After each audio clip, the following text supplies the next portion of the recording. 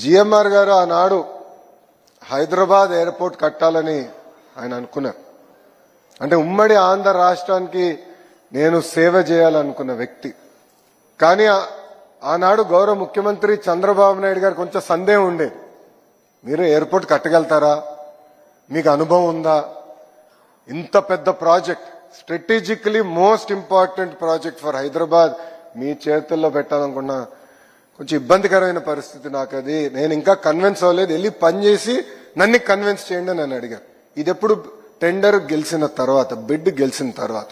అప్పుడు జిఎంఆర్ గారు ప్రపంచం మొత్తం తిరిగి ఏకంగా జేవీలు ఏర్పాటు చేసుకుని ఇక్కడికి వచ్చి చంద్రబాబు నాయుడు గారిని కన్విన్స్ చేసి, లేదు మేము కట్టగలుగుతాం, కేవలం భారతదేశంలోనే కాదు ప్రపంచంలో ఒక నంబర్ 1 ఎయిర్పోర్ట్ మేము హైదరాబాద్ లో కట్టి తీరుతామని ఒక పట్టుదలతో కట్టి ఈ రోజు తెలంగాణ జీడిపికి సుమారు 12% కాంట్రిబ్యూషన్ చేస్తుంది హైదరాబాద్ జిఎంఆర్ ఎయిర్పోర్ట్.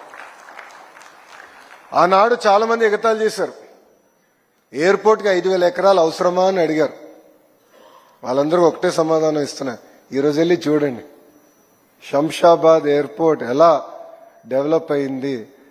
ఈరోజు పక్క రాష్ట్రాల్లో బెంగళూరు కానీ చెన్నైలో కానీ ఒక ఎయిర్పోర్ట్ అయిపోయింది, 2వ ఎయిర్పోర్ట్ కట్టే పరిస్థితికి వచ్చారు.